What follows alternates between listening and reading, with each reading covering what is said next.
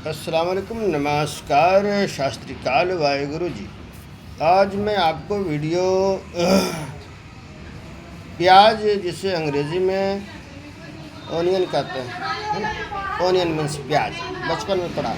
इसके बारे में जानकारी देना चाहता हूँ। ये सब्ज़ी के लिए बनाने के लिए बहुत ही मेन मसाला है। इससे मसाला तैयार होता है। अब ये देखिए, इसकी क्वालिटी है, ये देसी भी होता है और ये मद्रासी कहलाता है। लाल प्याज, इसका भी स्वाद बढ़िया होता है। मद्रासी शायद आता है, इसमें मद्रासी प्याज। और इसके क्या है कि इसकी कई वैरायटी होती है, छोटी बड़ी होती है। तो हम लोग तो बिहार यूपी में तो लोग बड़े वाले प्याज से ही अपना काम चलाते हैं। देखिए, मैं नेचुरोपैथ का डॉक्टर हूँ, इसलिए ये थोड़ी जानकारी आपको देता हूँ। नेचुरोपैथ में क्या होता है कि बिना दवाई का इलाज करते हैं हम लोग। तो इस तरह की बात है। ये देखिए, तो मैं बाबा आदमी हूँ और देश की सेवा के लिए मैं पैदा हुआ हूँ। हमारा नाम डॉक्टर जहांगीर है। तो समाज सेवा ही सबसे बड़ा सेवा है। दुनिया में सब लोग एक ही माध्यम से आए हैं, यहाँ बट गए हैं, आपस में लड़ना शुरू कर दिए। वो हिंदू या मुसलमान है, ये ऐसे है, एक सिख है, ईसाई है, वो छोटा है, बड़ा है, सब बराबर है। हमारी सोच छोटी है, इसलिए हम लोग लड़ रहे हैं, है ना। लोगों के नेताओं के बहकावे में, और भी जो है बहुत सारे धर्म गुरु हैं, उनके बहकावे में आ जाते हैं। सबका अलग अलग पंथ है, ग्रुप बना रखा है अपनी रोटी सेकने के लिए, अपना पेट भरने के लिए। इन सबसे थोड़ा सा दूर रहना चाहिए। ये तो थोड़ा ज्ञान दे दिया। अब ये मद्रासी प्याज, लाल प्याज, ये बहुत ही स्वादिष्ट होता है, देसी प्याज होता है। अब क्या है कि बिहार यूपी में तो ये बड़ा बड़ा प्याज पैदा होता है, लेकिन जो साउथ में जाएंगे ना, तो आपको इतना छोटा ही प्याज मिलेगा, इससे भी छोटा छोटा मिलेगा। वो साउथ का प्याज होता है, मद्रासी प्याज कहते हैं, लेकिन एक्चुअली साउथ का प्याज इतना छोटा होता है, बहुत इससे भी छोटा, उसका आधा आधा होता है। इसका फ़ायदा क्या है कि वो स्वादिष्ट, इसमें स्वाद ज़्यादा मिलेगा। जितना बड़ा प्याज होगा स्वाद कम मिलेगा, और जितना छोटा प्याज होगा वो जितना ज़्यादा स्वादिष्ट होगा, उससे मसाला उतना ज़्यादा अच्छा बनेगा। देखिए, साउथ इंडियन डिश कितना अच्छा लगता है खाने में, है ना। इडली, डोसा, क्या क्या, वो सब छोटा प्याज का इस्तेमाल होता है वहाँ पे। तो ये सब बात है। इसका फ़ायदा तो ये तो बता दिया। अब इसका फ़ायदा क्या है कि ये तासीर में गर्म होता है जी। मैं नेचुरोपैथ का डॉक्टर हूँ, इसलिए थोड़ा इसकी तासीर वगैरह मैं बता सकता हूँ। तो ये देखिए, मैं बाबा आदमी हूँ और देश, पूरे संसार के जो है कल्याण के लिए मैं पैदा हुआ हूँ, है ना। सबके लिए अच्छा सोचना है हमारा धर्म है, मज़हब है। क्यों, कोई बुरा नहीं है ना। हर इंसान को ऊपर वाले ने बनाया है, तो सब बराबर ही बने हैं। ये सोच हमारी आँख जैसी होती है, वैसे हम देखते हैं इसको। देखिए क्या होता है कि ये तो पहले प्याज के बारे में बताएंगे, फिर आपको थोड़ा सा ज्ञान दे देंगे जो कि पूरे जीवन में काम आएगा।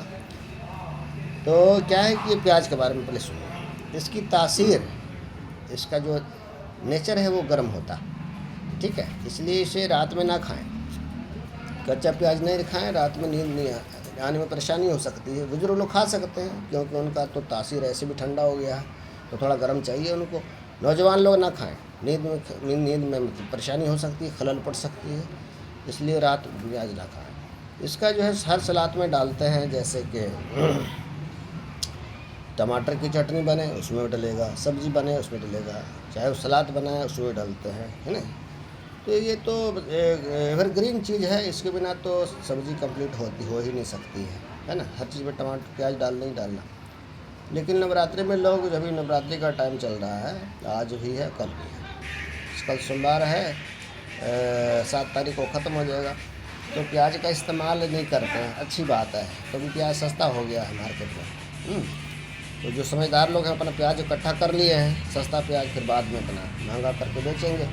अब कहने का मतलब ये है कि इसकी तासीर गर्म होती है, मतलब इसका नेचर गर्म होता है। रात में ना खाएं नौजवान लोग, वरना दिक्कत हो सकती है है ना। नींद नहीं आ सकती है, नींद आने में परेशानी हो सकती है। तो ये वैसे स्वादिष्ट है, हर चीज़ में डालने से स्वाद बढ़ा देता है, क्योंकि सब्ज़ी की जान है ये। इसके बिना सब्ज़ी कंप्लीट नहीं होती, इसके बिना मसाला ही नहीं कंप्लीट होता। तो मसाला नहीं है तो फिर मज़ा क्या आएगा। तो ये फ़ायदा इसके सुनिए। ये तो हो गया सब्ज़ी का मामला, कि सब्ज़ी में डालते हैं, फ़ायदा होता है, स्वाद बढ़ जाता है, तासीर गर्म होती है।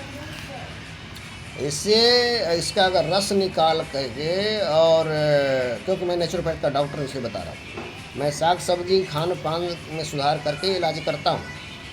तो इसके रस को अगर थोड़ा सा गर्म कर दें, अगर किसी बच्चे बूढ़े जवान के कान में दर्द हो तो गुनगुना गर्म कर दें, फिर जब ठंडा हो जाए हल्का सा गर्म रहे कान में डालिए, कान का दर्द ठीक हो जाएगा। तो ये कान के लिए हो गया इलाज। अब क्या है कि इसका रस निकाल के अगर शहद में मिला के पिएंगे तो शादीशुदा जोड़ों के लिए फ़ायदा करता है, उनमें शक्ति बढ़ जाती है। बात समझ रहे? मैं इशारा में बात करूँगा, बात समझनी पड़ेगी। और ये छोटा प्याज है ना, ये ज़्यादा फ़ायदा करेगा इसका रस, ठीक है, क्योंकि जितना गुण इसमें है उतना ही गुण इसमें है ना। तो ये इतना गुण बढ़ना बड़ा में जितना गुण है उतना गुण इसमें। तो जब इसको आप यूज़ करेंगे तो ये ज़्यादा होगा ना। जैसे मान लीजिए एक किया, ये 3 कर लिए तो 3 गुण आ गया ना इसके अंदर। इसमें जितना गुण उतना इसमें गुण, उतना इसमें गुण, तो 3 हो गया। इतना ये तीनों से भी ये भारी है भाई, ये इतना बड़ा। तो बड़ा प्याज ज़्यादा अच्छा नहीं चला माना जाता है। 7 किलो छोटा प्याज इस्तेमाल करते हैं, वहाँ छोटा ही होता है प्याज। और 7 लोगों से हम लोग खाने पीने का तरीका सीखना चाहिए। तो इस तरह से हमने एक वीडियो छोटा सा बना दिया है। ये बालों के लिए भी फ़ायदा करता है। शहद में मिला के आप खाएंगे तो शादीशुदा जोड़ों के लिए जिनके अंदर कमज़ोरी है वो उनको फ़ायदा बहुत ज़्यादा होता है, ठीक है। 1 चम्मच शहद में 1 चम्मच ये इसका रस मिला करके पिए, वो बहुत फ़ायदा करेगा। और कान के लिए तो बता ही दिया कि इसे प्याज का रस निकाल लें, निचोड़ लें मिक्सर में, फिर उसको चम्मच पे या किसी प्याले में गर्म करें, पूरा गर्म करें, फिर उसे ठंडा होने दें। जब सहने लायक हो जाए, छुइएगा, जब सहने लायक हो जाए तब उसे कान में डालना। ये नहीं कि गरम गरम कान में डाल दें तो मान लो कान का पर्दा ही जल गया। ध्यान रहे इस बात का, ये नहीं कि गर्म करके डायरेक्ट डाल दें, मामला ख़राब हो जाएगा भाई। इसलिए ध्यान रखा जाए इसका कि जब बिल्कुल सहने लायक हो जाए, छू के देखेंगे इसे सहने लायक हो जाए, उसे कान में डालिए, कान का दर्द में बहुत आराम करता है। तो बस यही आपसे जो है बहुत बहुत शुक्रिया, धन्यवाद, थैंक यू कि आपने वीडियो देखा प्याज के बारे में। बहुत बहुत शुक्रिया आपका।